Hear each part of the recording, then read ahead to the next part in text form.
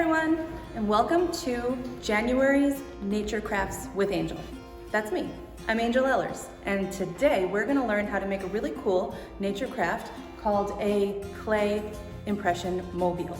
It's called a clay impression mobile because we're going to use different pieces of nature to make impressions in the clay, just like a fossil that may be found in solidified clay hidden in the hills. We're going to do the same kind of thing today. But I figured I'd tell you a little bit about our main natural material that we're working with today, which is clay. And I have some right here in this Ziploc bag. And you can see that clay is very mushy and kind of has a very plastic-like personality when it is in touch with water, which is why you're able to mold it in the way that you're used to.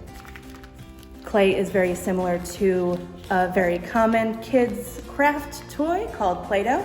It is the same kind of idea, but clay occurs naturally on Earth, usually in the presence of water, along stream beds or river beds, or even near ponds in something called a vein of clay. And clay is very special because it's made of very fine clay minerals, which give it that very plastic personality. Some of the earliest known uses for clay was making pottery, and some of the oldest pottery shards ever found on Earth were found near Honshu, Japan in the year 14,000 BC. And that is so long ago, I'm sure you can imagine how many different ways clay has been used since then. Clay was actually made as the original writing tablets. People would use sticks to write in them and make the first records. Clay was also used for cooking vessels, for bowls, plates, smoking pipes, jewelry. It was made to make homes and shelters as well, especially by the Native Americans who lived here on Staten Island, called the Lenape. And with the natural clay that they would use, harvested from the earth, they would need to put it through a fire to bake it into a fire hardening process. Since we're not going to be doing that today, we're going to be using some air-dried craft clay, just so that you know the difference between the two. This is not food-safe clay, so if you were to make a pot or a bowl out of this, please don't eat out of it. Clay is still used today in modern industries. It's used for chemical purification, and about 2/3 of the world's population still live in clay dwellings made of fire-hardened bricks. And clay is also used for lots and lots of visual arts, like making sculptures and making pottery still. So that's kind of more of what we're going to do today. So follow us through the step-by-step process to see how to make this clay impression mobile. As you can see here, this craft activity calls for lots and lots of materials. Some of them are very much needed, and other ones not so much, but you can use your imagination and figure out how many of them you actually want to include in your clay impression mobile. So we're going to start with some of the natural materials in the front line here. We have a branch. We have some different textured materials, pine cones, seashells, even some twigs will come in handy, pine needles, holly leaves. You can get dried leaves or leaves from the tree, other textured seeds like from the sweet gum tree, even parts of old wreaths that I had, eucalyptus, some beech leaves and quaking grass seeds, ferns, and old dried leaves from a leaf press. You'll also need some wax paper, a pair of scissors, maybe some decorative beads if you'd like to put them on your string or your twine. Toothpick is helpful for adding your own designs, as well as popsicle sticks. And dowels will be needed to make holes in your tiles. If you have something to roll out your clay, that's great. If you don't, you can just use your hand. You may need some water and paper towels. And then of course you'll need clay. And here we have some fresh harvested clay, which you could use if you have, or what we're going to use today is some craft clay, which is air dry. It doesn't need to be baked or fire hardened. So our very first step is we're going to set up our space. Make sure you have your wax paper out, protecting your table, but also it's the best surface to work with your clay on because you can peel it off at the end. So we have our space set, we have our wax paper, we have our water, we have our clay. We're going to separate our clay into 9 different pieces. Basically, we're going to make them into round balls and then squish them flat into our clay tiles. So just start to pull them apart. If you want them to be even sizes, that's great. They don't have to be. This is your project, so you can have them be as big or small or even or different as you want them to be.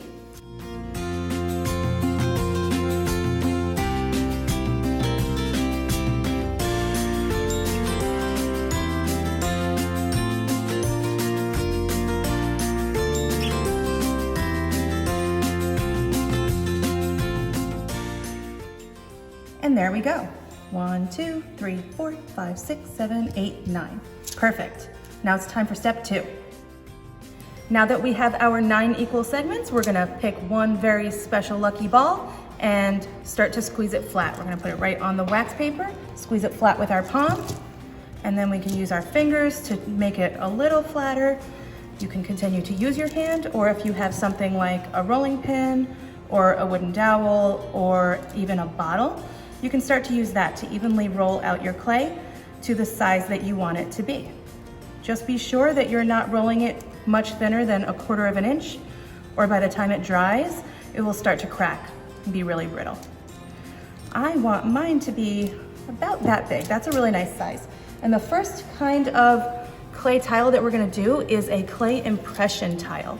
So that means we're gonna take something like this really cool beech leaf here that has these beautiful veins, and we're going to leave only the impression in this clay tile. So if you're using a leaf, make sure that you're placing it the vein side down so that that impression will be as defined as possible. You can use your hand to press it, but again, if you have that rolling pin, you can gently roll that out evenly, get a really nice impression. But again, don't squeeze too hard. You don't want that to be too thin.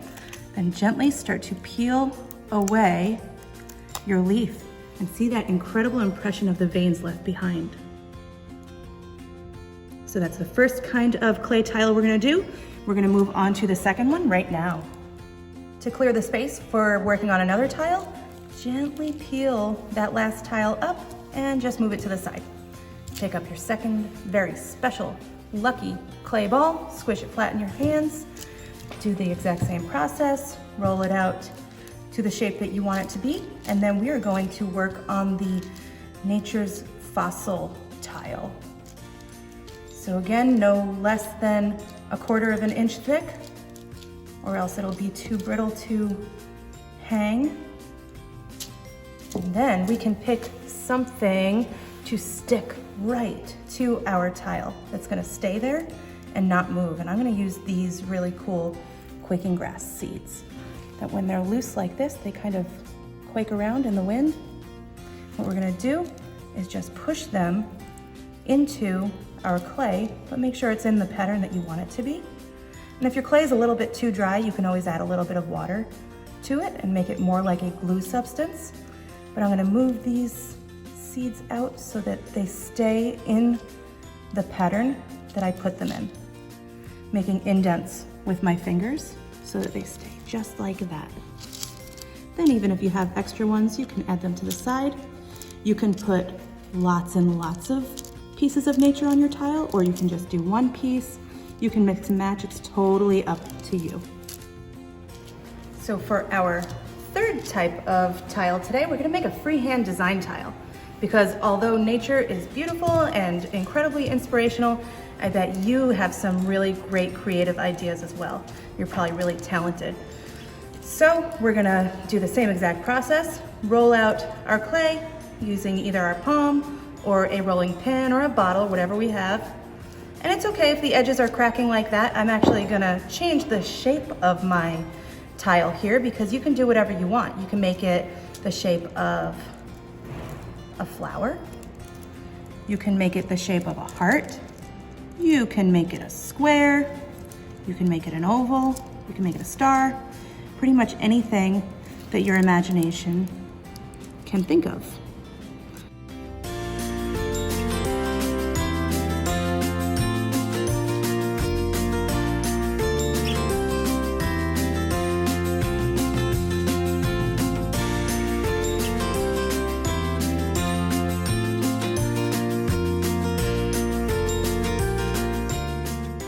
So you can get your toothpick. Just start to make whatever designs you'd like.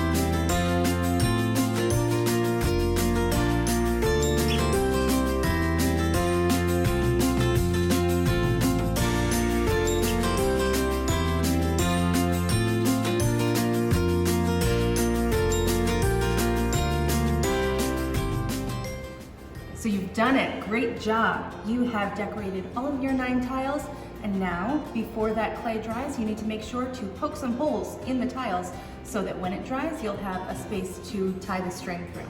So each tile is going to get at least 1 hole. This is a great time to lay out the design of your mobile. So I think I'm gonna want mine to be designed like that, and then maybe I want this one on the bottom here. And it is important to know which ones are going to be on the top and which ones are going to be on the bottom, because the ones on the bottom only need 1 hole. Meanwhile, the ones in the middle and on the top will need 2 holes, because they'll need to be strung to something below them and something above them. So you can do what I just did and kind of set out your guidelines of where your holes are going to be first, but then make sure that you actually pick up the tile and that skewer goes all the way through, makes a nice clean hole so that it isn't too hard to push through the string tomorrow when this all dries.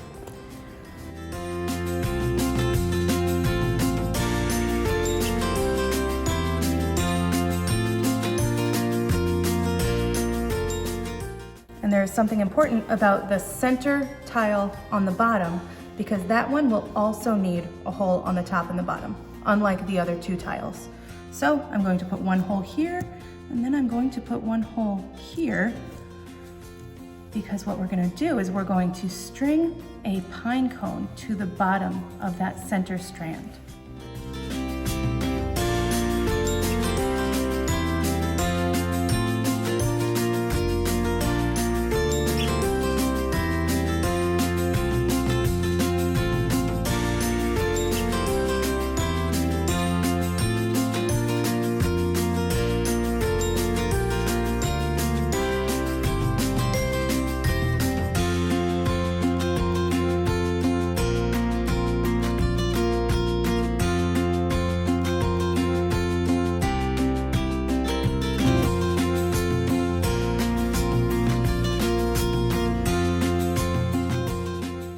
After letting your clay tiles dry for about 24 hours in the sun in a nice warm place, you're ready to string them all together. And I'll show you a way to be able to tell if they're nice and dry and ready. If you pick it up and you press your finger on it and let your finger go and it doesn't leave your fingerprint on it, then it's ready to go. So now is the time to start preparing them and laying them out in the design that you're gonna hang them in.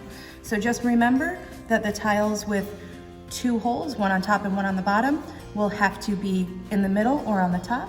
You have a few that only have 1 hole in them, and those are gonna be bottom pieces. But if you remember, there's only 2 that have 1 hole, because you're gonna hang something special from the center of the middle one. And one thing that I noticed when I was picking up my dry tiles today is that some of the twigs actually came off because the clay was not sealed well enough. So I just got some craft glue and put it right in the indent and put the twig right back in there. So now we're ready to start tying them together. You can get any kind of string Just make sure that it is thin enough to go through the hole. So that is pretty easy to check. Put it right through and perfect. If you did pick up a craft bag, I made sure that the string was thin enough for the size skewer that you were using to make your hole. And so now we're gonna begin, but we're gonna start with the bottom tiles. Just string it right through. And if you have a frayed end of your string, that's quite all right. Just pick up your scissors, carefully snip it off so that they are now the same level.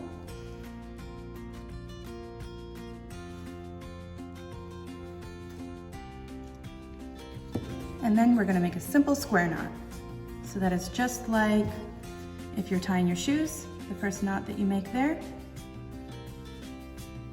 Put the working end through the hole and then do that just one more time. And there you have your square knot. Don't make it too tight because your clay may be a little bit brittle since it has dried. And then you can just trim off that extra end. And then you can decide how much space you want between this tile and the next. I don't want too much space, probably about 1 inch or so. So I'm gonna cut it with a little extra string to tie to the next tile and do the same exact thing. Put the string through and tie a square knot.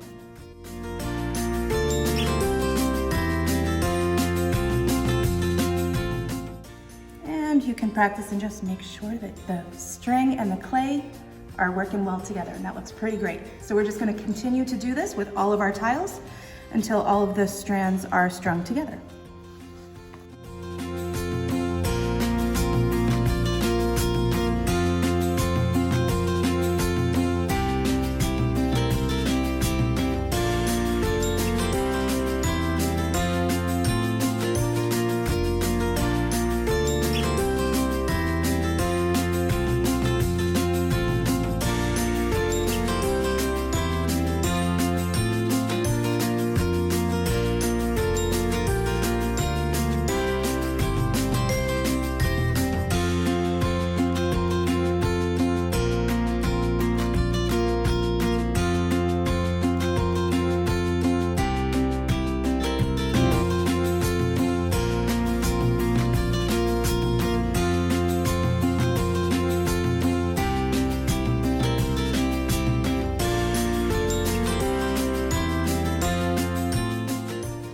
At this point, we have strung 2 of our panels of our mobile together.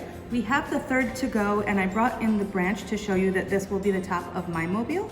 And I wanted to also show you how this center panel will be a little different because we're actually going to tie the pine cone to the bottom so that it is longer in length and different levels, so it kind of looks like it's dripping. So it's a very simple process. We're just going to find a place near the top of the pine cone where we can sneak the string underneath the scales of the pine cone and simply tie a square knot. This way we won't have too much string to see, and that knot will be hidden underneath the scales, and the pine cone will be secure and able to hang from that bottom tile. So again, we will trim the loose end and continue just like we did before.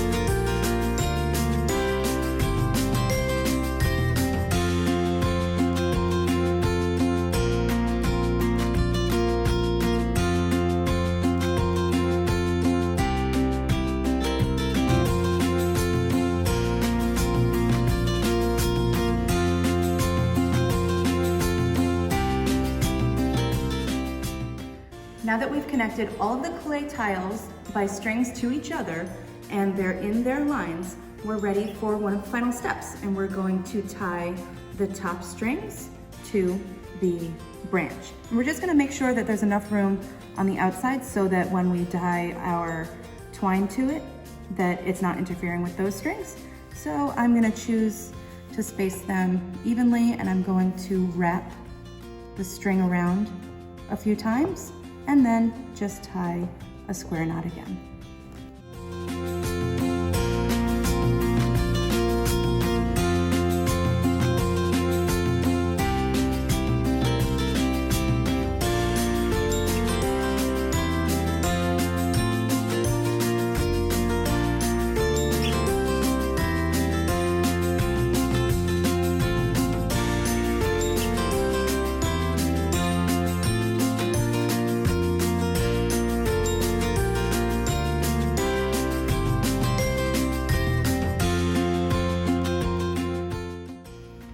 And now for our final step, we're gonna get some twine, and we're just going to tie one side to the outside of your leftmost tile string, and then one side to the outside of the rightmost. You're not gonna do anything special in the middle. It's just gonna hang freely and loosely on a nail or a hook that you have in your house from the loose string in the center.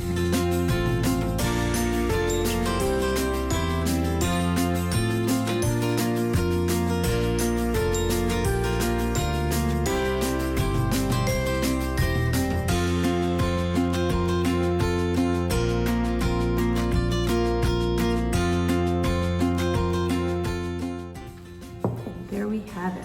I'm going to remove this paper so that you can see it in all of its glory, and slowly lift it up so that you can see